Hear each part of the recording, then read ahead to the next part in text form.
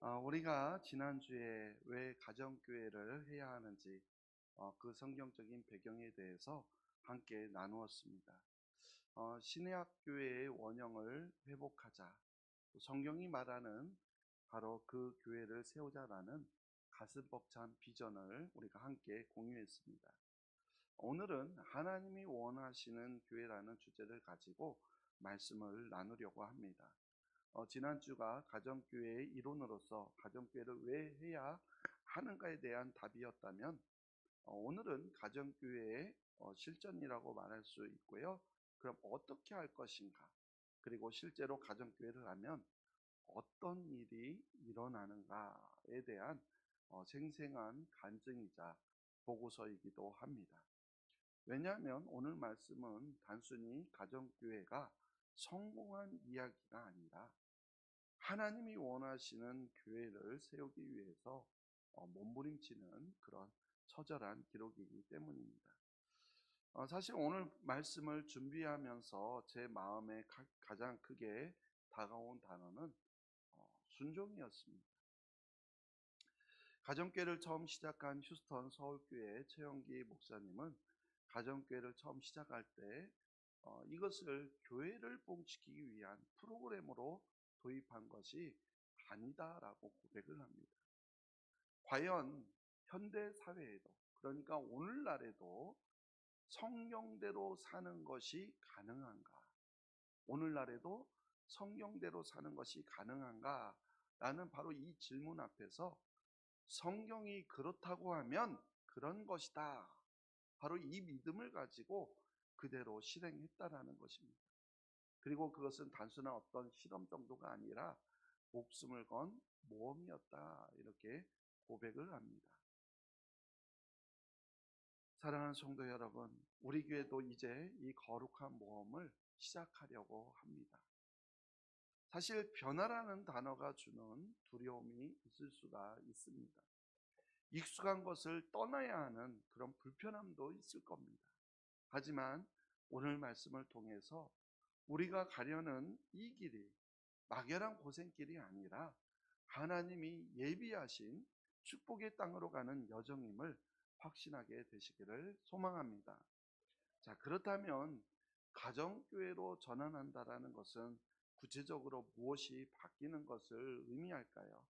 그래서 우리 교회가 앞으로 경험하게 될 네 가지 아름다운 변화, 가정교회로 전환할 때 변화되는 아름다운 변화 네 가지를 우리가 함께 이 시간 나누려고 합니다. 첫 번째는요, 우리의 소그룹 모임이 조직에서 가족으로 바뀌게 될 것입니다. 뭐에서 뭐로 바뀐다고요? 조직에서 가족으로 바뀌게 됩니다. 우리는 그동안 오랫동안 구역이라는 이름으로 모여왔다가 몇 년 전부터 목장으로 바꾸었습니다. 목장 안에서 예배도 드리고 친교도 나누고 있습니다. 참으로 귀한 모임이죠. 하지만 솔직히 말씀드리면 많은 목장들이요 잘 모이지 못하고 있고, 또 모이고 있는 목장들도 여전히 구역의 기능을 크게 벗어나지 못하고 있는 것이 현실입니다. 거의 모이지 못하고 있다고 하다 보니까 구역의 주된 기능인 예배조차 드리지 못하는 그런 상황에 이르게 되었다라는 겁니다. 그래도 참 한 가지 감사한 것은요, 목장이라는 이름으로 지난 몇 년간 함께 나아가다 보니까 목장이라는 이름에 대해서 거부감은 좀 덜하다라는 거예요. 그러나 여전히 그 기능은 조직에서 여전히 벗어나지 못하고 있다라는 것이죠. 하지만 가정교회 목장은요 다릅니다. 목장은 교회 하나의 조직이 아니라 목장 자체가 교회입니다. 목장이 뭐라고요? 교회예요. 목장이 곧 교회예요. 그러니까 여러분의 가정이 곧 교회가 되는 거예요. 일주일에 한 번 6명에서 12명의 정도의 식구들이 목자의 가정에서 모입니다. 그럼 모여서 무엇을 할까요? 가장 중요한 것은요, 밥을 함께 먹는 거예요. 성경을 보면 초대교회 성도들은 집에서 떡을 떼며 기쁨과 순전한 마음으로 무엇을 먹었다? 음식을 먹었다, 이렇게 말합니다. 우리가 사용하는 말 중에 가족이라는 말 말고 다른 말이 있어요. 어떤 말이 있을까요? 되게 잘하세요. 식구라는 말이 있죠. 식구라는 말은 같은 집에 살며 뭐를 함께 하는 사람이에요? 밥상, 끼니를 함께 하는 사람이 식구라는 의미예요. 우리는 예수님의 피로 맺어진 영적 가족, 영적 식구입니다.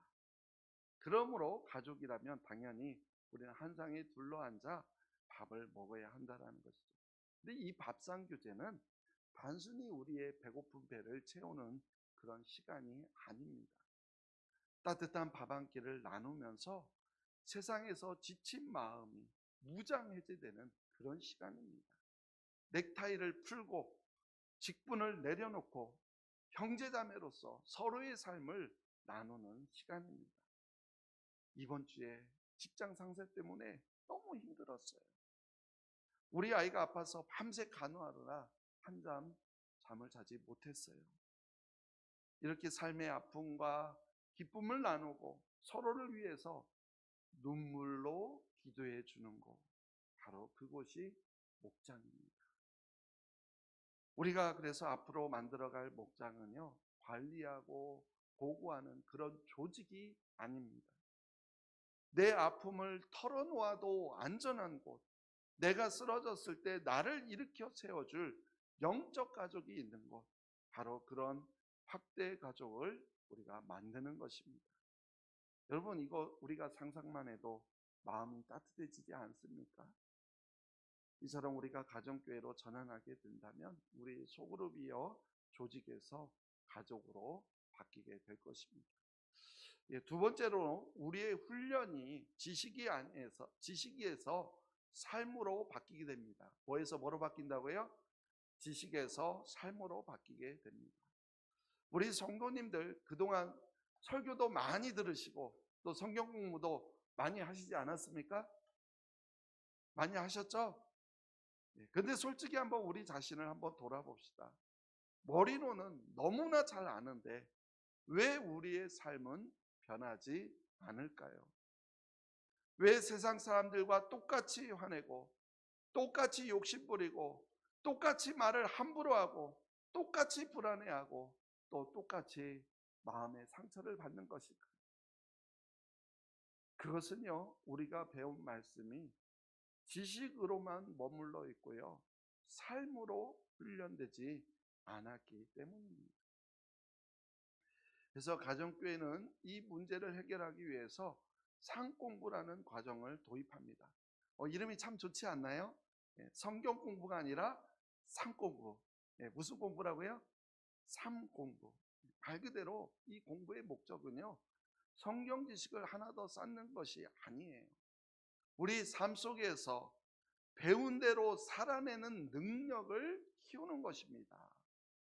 그냥 배우는 것으로, 아는 지식을 하나 더 느는 것으로 끝내는 것이 아니라 그 배운 것을 삶으로 살아내는 능력을 키우는 것, 이게 상공부예요. 예를 들어서 이제 상공부의 가장 처음은 생명의 삶인데요. 생명의 삶이라는 과정을 통해서 구원의 확신을 점검하고 하나님과 교제하는 법을 배우게 됩니다. 그리고 배운 것을 목장에 가서 실천해 보는 것이죠. 자, 이번 주에 배운 대로 남편을 섬겨보겠습니다. 이번 주에 배운 대로 직장에서 정직하게 말해 보겠습니다. 이처럼 상공부에서는 말씀을 배우고 목장에서는요, 삶을 나눕니다. 이 두 가지, 즉 말씀과 삶이 균형을 이룰 때 우리는요, 교인이 아니라 바로 진짜 제자가 되는 것입니다. 우리는요, 이 두 날개를 활짝 펴고 비상할 것입니다. 지식으로만 아는 하나님이 아니라 내 삶의 현장에서 역사하시는 하나님을 생생하게 경험하는 훈련, 그것이 우리가 가야 할 길입니다. 이처럼 가정교회로 전환하면 우리의 훈련이요, 지식에서 삶으로 바뀌게 될 것입니다. 자, 세 번째로 리더십이 굴림에서 섬김으로 바뀌게 될 것입니다. 이 부분이 어쩌면 가장 큰 변화이자 우리 교회의 체질을 바꾸는 핵심이 될 것입니다. 전통적인 교회 구조에서는 목회자가 모든 사역을 주도하고 평신도는 돕는 역할을 합니다. 하지만 성경, 특히 에베소서 4장 11절 12절을 보면 목회자의 역할은요, 성도를 온전하게 하여서 성도로 하여금 봉사의 일을 하게 하는 것이다. 이렇게 우리가 계속해서 말씀을 나누었었죠. 즉 목사인 저는 코치이고요, 선수로 뛰는 사람들은 바로 여러분들이라는 것입니다. 그래서 가정교회에서는요, 평신도 리더인 목자와 목녀가 세워집니다.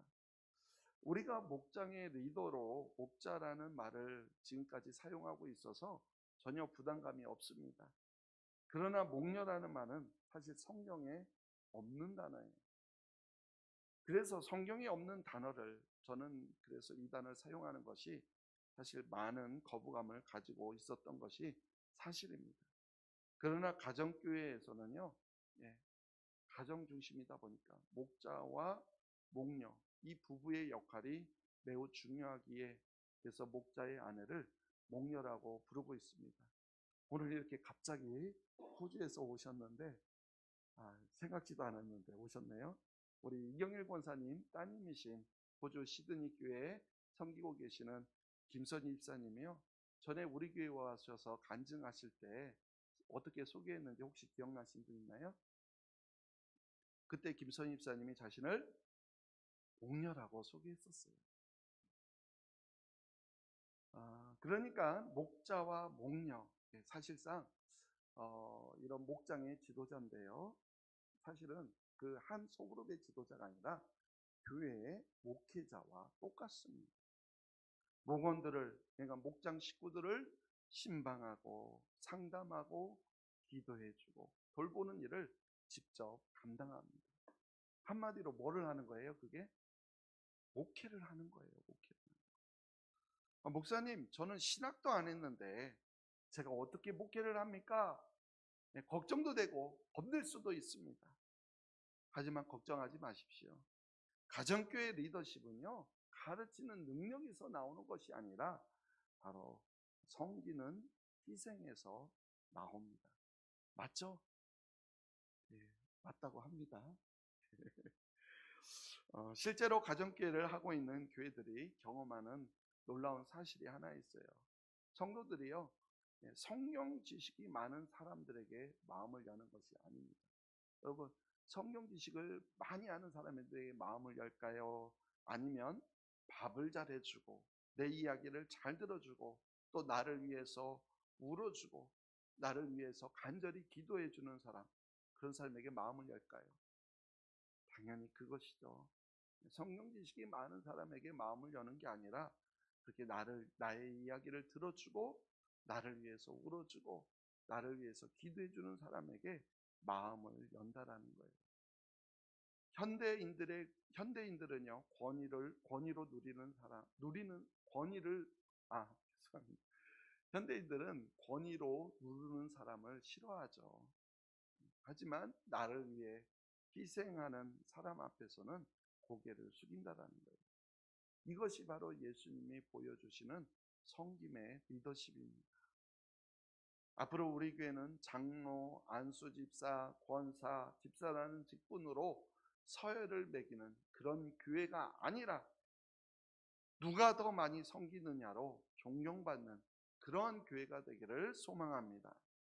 목사님, 장로님이라는 호칭 대신 목장 안에서는 형제님, 자매님이라고 부르며 서로를 높여줄 것입니다.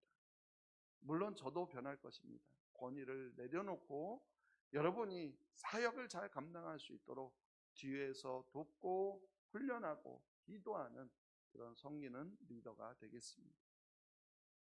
우리 모두가 왕같은 제사장으로서 사역의 기쁨을 맛보는 그러한 교회가 된다면 정말로 우리 신흥교회가 얼마나 역동적인 교회가 될까요? 생각만 해도 가슴이 뛰지 않습니까? 자, 이처럼 가정교회로 전환하면 우리의 리더십이 군림해서 섬김으로 바뀌게 될 것입니다. 마지막 네 번째로 우리 교회의 목표가 수평 이동에서 영혼 구원으로 바뀌게 됩니다. 사실 저는 가장 가슴 뛰는 부분이 바로 여기였어요. 가정교회를 하는 교회들을 보면 등록교인의 80% 이상이 바로 불신자가 전도되어 세례받는 분들이라는 것입니다. 제가 세미나에 참석한 천안아산 제자교회만 해도요, 그 지역에서 오는 사람들은요 절대 받지 않습니다. 천안아산 지역에서 교회를 옮겨서 오는 사람은 절대 받지 않아요. 타 지역에서 이사 오는 사람들도요, 직분까지 모두 다 내려놓고, 장로든 권사든 안수집사든 모든 직분을 내려놓고 평신도부터 처음부터 다시 시작할 사람만 받습니다. 그러다 보니까 실제로 등록교인의 거의 대부분이 바로 불신자에서 전도된 사람이었다라는 것. 여기서 정말 충격을 받았습니다. 근데 실제로 우리 한국교회의 현실은 어떻습니까? 거의 성장이요 멈추었습니다. 아니 거의 지금은요 다 쇠퇴해 가고 있습니다. 간혹 성장하는 교회가 있나요, 없나요? 있어요. 있기는 있어요. 근데 실상을 들여다보면 대부분 다른 교회에서 상처받고 옮겨온 분들이라는 거예요. 우리 교단에도 성장하는 교회가 있어요. 근데 지역에서 이렇게 교회 다녔던 분들이 오는 경우 거기에 거의 대부분이라는 거예요. 뭐 이것도 우리가 솔직히 성장이라고 할 수 있습니다. 그러나 영혼을 구원하여 제자 삼는 성장, 즉 진정한 성장은 아니라는 것이죠. 수평 이동은요 결국은 아랫돌을 빼서 윗돌 개는 격이 되고 만다라는 거예요. 가정교회는요 철저하게 VIP, Very Important Person, 즉 믿지 않는 영혼들에게 초점이 맞추어져 있습니다. 믿는 사람들이, 우리 믿는 사람들이잖아요. 우리들끼리 좋아하고 우리끼리 은혜 받는 것에 만족하지 않는다라는 거예요. 혹시 우리는 그러지 않습니까? 우리끼리 매주일 모여서 예배드리며 너무 좋다, 행복하다 그러고 있지 않습니까? 그거에 만족하지 않는다라는 거예요. 가정교회는 아직 하나님을 모르는, 특히 내가 사랑하는 내 가족, 내 친구, 내 이웃을 구원하는 것에 바로 최고의 가치를 두고 있다라는 거예요.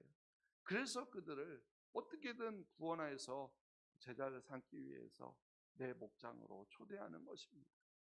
근데 사실 그렇잖아요. 교회 예배당으로 데려오는 것은 솔직히 어렵습니다.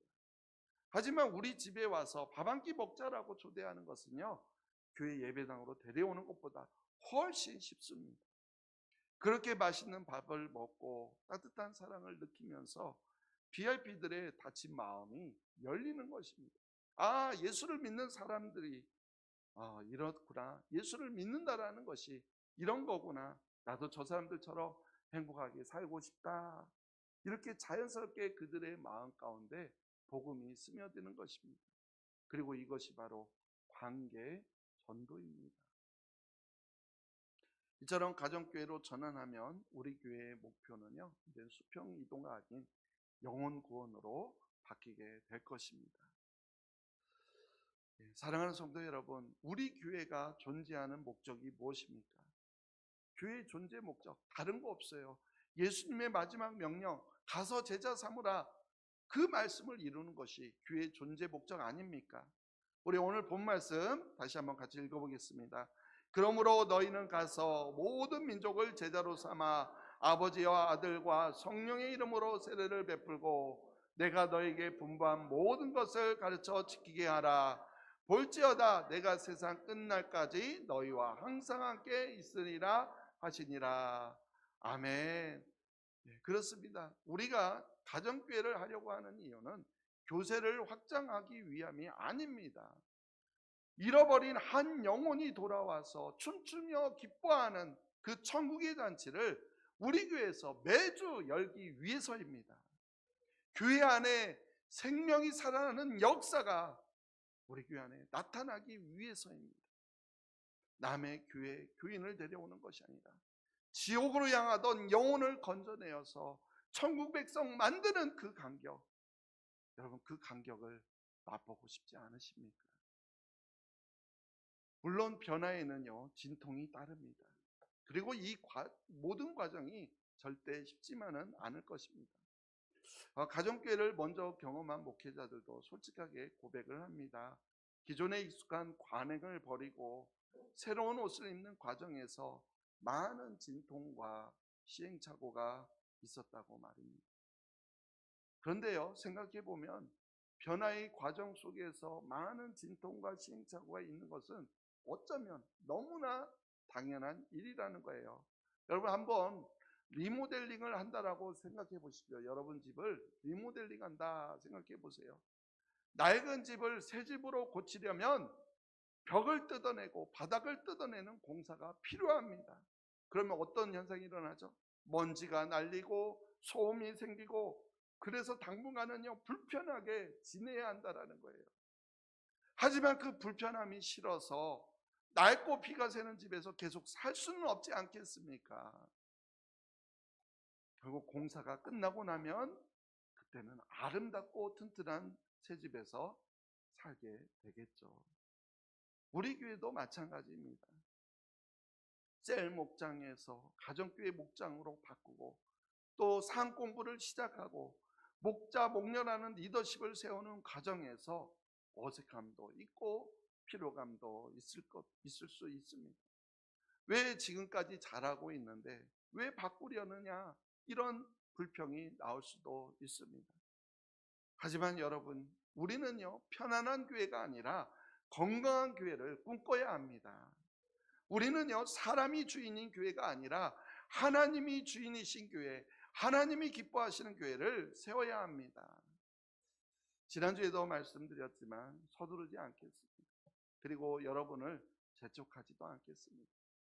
가정교회를 먼저 걸어간 선배 목회자들이 그리했던 것처럼 저도 하나님이 보여주시는 구름 기둥과 불 기둥을 따라서 천천히, 그러나 멈추지 않고 가겠습니다. 제가 먼저 섬기겠습니다.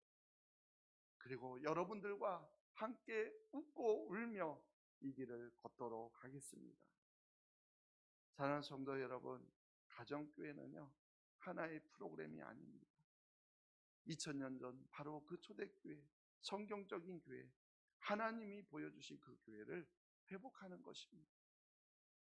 목회자들이 만든 것이 아니에요. 하나님이 보여주셨고 하나님이 만드신 교회입니다. 결국 가정교회는요 하나님이 원하시는 교회입니다. 가정교회에서 일어난 그 기적 같은 일들, 즉 깨어진 가정들이 회복되고 도박 중독자가 끊어지고 우울증 환자가 치유되며 수많은 불신자가 돌아오는 역사가 우리 교회에서도 일어나게 될 줄로 믿습니다. 이제 우리는 2000년 전 사도행전의 그 초대교회를 향한 항해를 시작하려고 합니다. 두려움, 걱정 이런 것들 대신 우리가 좀 기대를 가졌으면 좋겠습니다. 그리고 무엇보다도 기도를 우리가 많이 심기를 원합니다. 우리가 순종하며 그래서 발을 내디딜 때 홍해가 갈라지고 요단강이 멈추는 그런 기적을 보게 될 줄로 믿습니다. 우리 교회가 이제는 건물이 아니라 사람이 보이는 그런 교회가 되기를 소망합니다. 조직이 아니라 가족이 되는 교회가 되기를 소망합니다. 종교 생활이 아니라 정말 생명의 역사가 넘치는 교회, 생명이 살아나는 교회가 되기를 소망합니다. 우리 모두가 이러한 행복한 가정교회로 변화되어 가는 여정에 기쁨으로 동참하여 주시기를 간절히 주님의 이름으로 축원합니다. 기도하겠습니다. 하나님 아버지 감사합니다. 오늘 말씀을 통해서 우리가 나가야 할 방향을 보게 하시니 감사합니다. 익숙한 것에 안주하지 않게 하여 주시고 하나님이 원하시는 성경적인 교회를 세우기 위해서 우리가 거룩한 변화를 선택하게 하여 주옵소서. 두려움은 사라지게 하여 주시고 우리 안에 영혼 구원을 향한 뜨거운 열정과 또 서로를 가족으로 사랑하는 마음을 부어 주시옵소서. 목장이 세워지는 곳마다 치유와 회복의 역사가 일어나게 하여 주시고, 우리 교회가 이 시대의 구원의 방주가 되어서 죽어가는 영혼들을 살리는 교회가 되게 하여 주시옵소서. 감사하며 예수님의 이름으로 기도하옵나이다.